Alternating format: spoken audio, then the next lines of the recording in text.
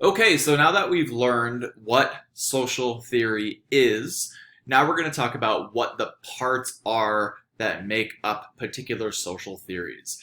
As we're going to see in this short lecture, knowing what the parts of theories are is really important because ultimately, in order to use theories in our research instruments, so the surveys that we make, the interview questions that we develop, or the focus group questions, topics that we explore, we need to know the parts of theory and how to measure those parts. And this is going to make sense, I think, I hope at least, at the end of this short lecture.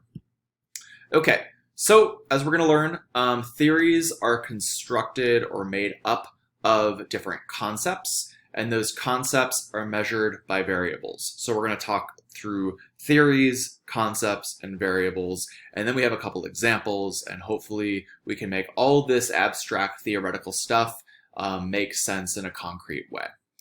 Okay, first, theories. From the last lecture, we know that theories are this systematic explanation of observed events, right? So a couple really important notes here on the words themselves are, systematic and observed, right? So systematic means, in this context at least, that we have a framework that we use that constructs the theory itself. And we use that framework, this is the systematic part of it, to explain events that we can observe, empirical events, things that you can use your senses to observe. This might seem kind of abstract, but theories, at least in some definitions of them, it really includes the important element that we use, language and the reality that language represents in order to describe, predict, explain, explore observable or empirical events. I know that's a little bit heady, but we'll make all of this, I think, concrete by the end of this lecture. So the second point here are that theories, they specify different relationships among concepts. In a second, we're going to learn what concepts are in more detail, but basically concepts are the different parts, the different abstract parts that make up theories, whereas variables are the ways that we measure those concepts. And ultimately, theories, they describe, explain, and predict, at least for some theories and some approaches of using theory. It describes, explains, and predicts sometimes social phenomena, right? So we're going to go through an example of a theory next that is going to show how it's systematic. It's going to show the different relationships between concepts, and we are going to show with this theory how behavior is explained, human behavior is explained, kind of in a general sense, but this theory that we're going to talk about can explain really specific things like whether or not someone recycles, whether or not people practice safe sex, whether or not someone stops smoking. There's a litany of different things that you can use these theories for. This class is focused on natural resource management, and even though it's focused on that, I think I like to at least take a step back to talk about how theories are used in different contexts, especially in public health contexts. It's an interest of mine. Because theories are really useful to explain human behavior across the board. Okay, so this is the theory of planned behavior. This is an example of a specific theory that was developed by Fishbane and Asgen in the 80s, I believe. And this theory essentially tries to explain particular behaviors that people engage in. To make this a little bit more concrete, we're going to go through some like an actual example with the variables in a second here, but we could really be exploring any kind of behavior. This is, whether or not you study for a test. This is whether or not you decide to show up for class. This relates to how much work me, Michael, and Chanel put into this class week to week. It might influence whether or not I exercise later today, right? And this theory of planned behavior, it's part of a broader framework that we could think of as rational actor theories. Another way of thinking about this is theory of reasoned behavior. But essentially, these kinds of theories, in some ways, at least the root of them, assumes that humans are rational actors that make rational decisions. These theories or this kind of umbrella network of theories that kind of all fall under rational actor theories have been critiqued in a lot of ways. No theory is going to be perfect and predict every behavior, but the theory of planned behavior, even though it's not perfect and it's not going to predict every human behavior and whether or not we do or don't engage in particular behaviors, it's pretty good. And looking at this, we're not going to go through each of these things right now because each of these things are concepts and we're going to talk about them in a second. But this is an example of a theory, right? These are the explained relationships between concepts. So beliefs and evaluations of outcomes lead to an attitude, which leads to an intention to engage in a particular behavior. But these other things as well, which we'll talk about in a couple slides, also lead, according to the theory of planned behavior, to a particular type of behavior. So we're going to talk about these in a second. Okay, so now that we've talked about what theory is, again, let's talk about concepts, right? So as we saw in that last slide, the theory of planned behavior is composed of these different building blocks. Those were the square or rectangle boxes that had arrows coming in and out of them. And concepts are basically the building blocks of theories, right? If we have a theory, that theory is composed of different parts that are related to one another, that help to explain social phenomena. It could be behavior, it could be explaining our values, it could be explaining a variety of different things. Concepts this is, I think, really, really important when we're distinguishing concepts versus variables. Concepts are these abstract elements, right? They're mental images of reality that we as humans articulate through language, right? So a belief is a concept. A value is a concept. In a second, we're going to learn that we can use variables to measure concepts. So if we want to think of concepts as the abstract part of theory, we can think of variables as kind of the more concrete or material part of theory. We think of concepts also. We use the word constructs. There's a subtle difference, I suppose, in how those words are used, but essentially, we think of concepts and constructs in this class as the same thing. Okay, so we're looking again at the theory of planned behavior. I alluded to this earlier, but each of these red circles are different concepts, right? So a belief is a concept, and a belief is something that, like in this theory at least, a belief is whether or not a behavior is going to lead to a particular outcome. So if you are interested in exploring why people exercise, a belief might be that exercise is good for your physical and mental health. And if that's the case, then the evaluation would be, so the attitude is a combination of beliefs and evaluations. Evaluations is another concept. So if you think that mental health and physical health are a good thing, you're probably going to have a positive attitude towards the behavior, which is exercising, which will likely lead to an intention to exercise. But first, we have to think of some of these other concepts related to exercise too. So there's a belief that others think you should perform a behavior, and your motivation to comply with what other people think, which leads to this concept called the subjective norm, which is basically, again, like whether or not you think other people should think you should perform the behavior and whether or not you want to comply with what other people think. That leads to something called the subjective norm. And then perceived behavioral control is basically how much control you think you have over your ability to exercise in this example. So when we add up a positive attitude towards exercise mixed with the idea that other folks think it's important to exercise or society thinks it's important to exercise, And then if you think that you have some control over your ability to exercise, if you have free time, if you're able-bodied, that kind of stuff, then it will lead to a behavioral intention. And then the argument goes that if you have all of these things in line, related to exercise or related to other things, other behaviors, you will be likely to engage in that behavior.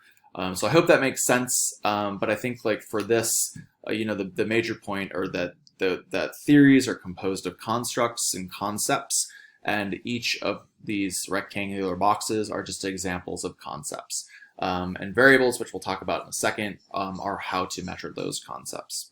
Okay, so variables, again, the variable is just a concept's empirical counterpart. Empirical just means that it's observable in the real world. You can see it, you can sense it. I think it's just another word for it, like I just said, is observable. And again, these are things like observable characteristics, behaviors, that kind of stuff.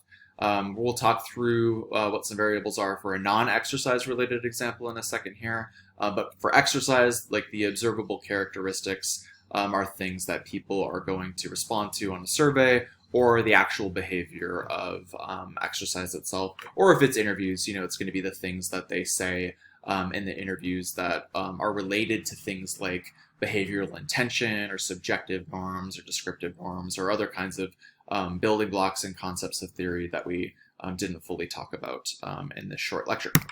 Okay, so if we want to explain, whether or not people recycle, either things like newspapers or food packaging, we have to be able to measure the different concepts. And the way that we do that is through measuring variables, right?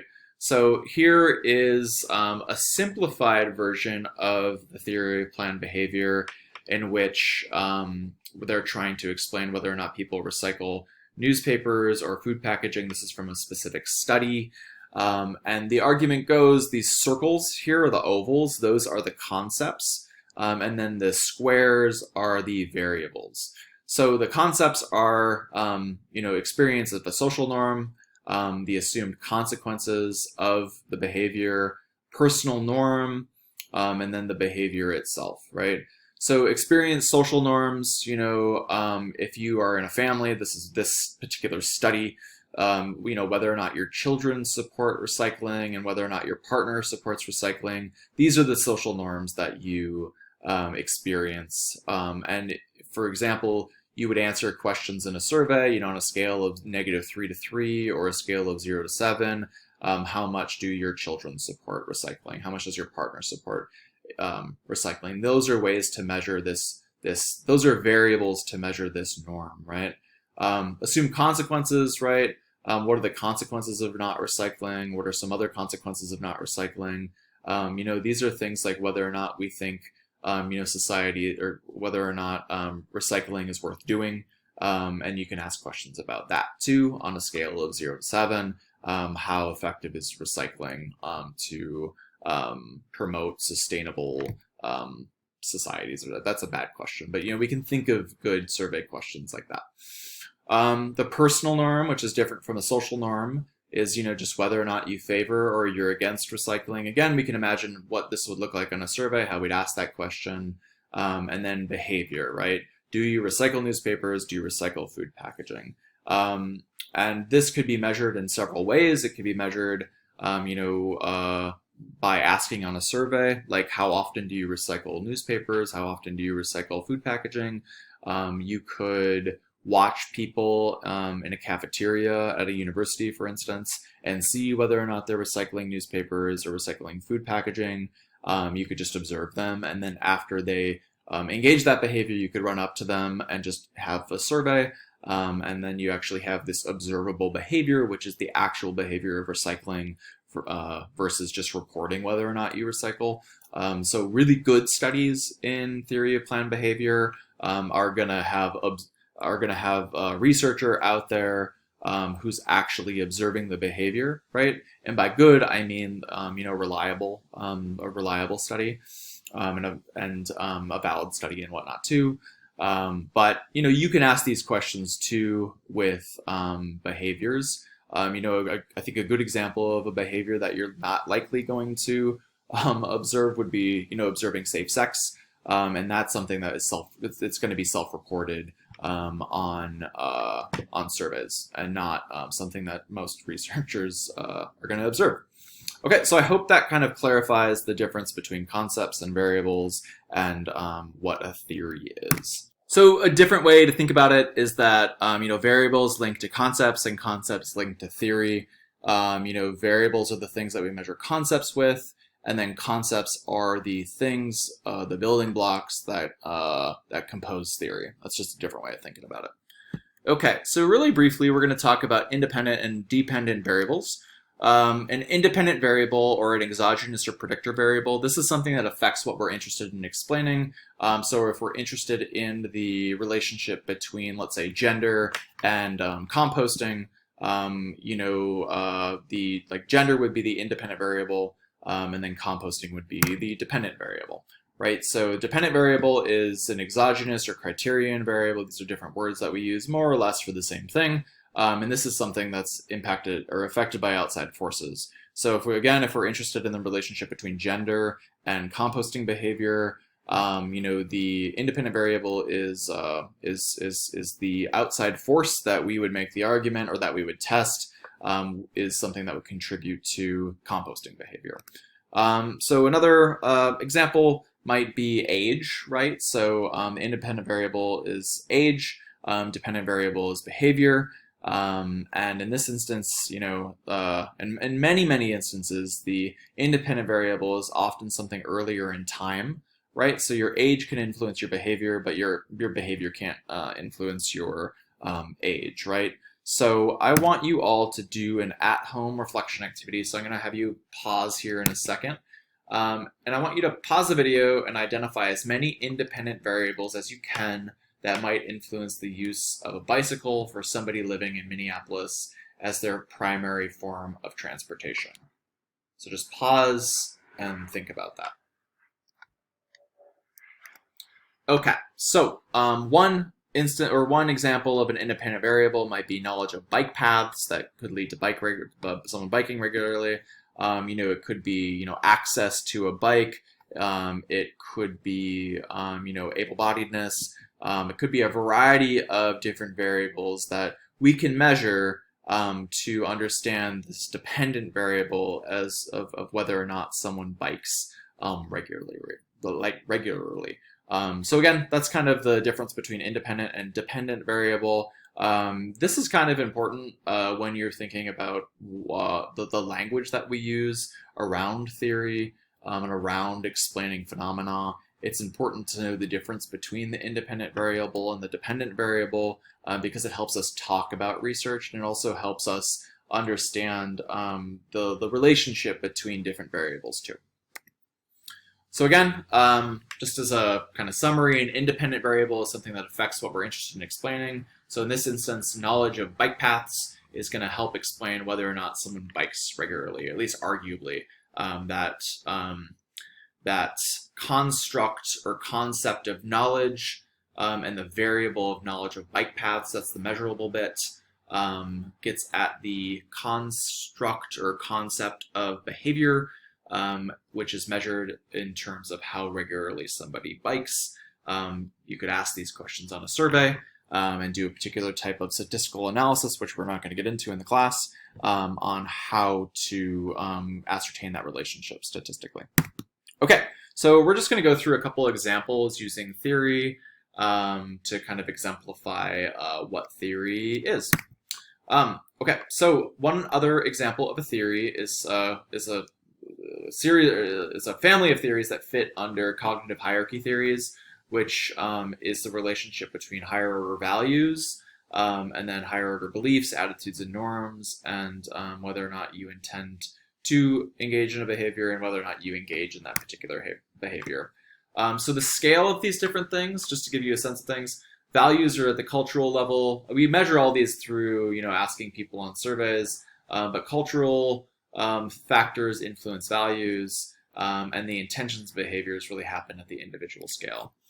There are a limited number of articulated values out there. You can look at this with like Dietz's work on the new environmental paradigm, or other kind of value-based research that tries to get at why people behave in particular ways. So there's not a ton of values out there in the world, but there are a lot of different behaviors that we can engage in.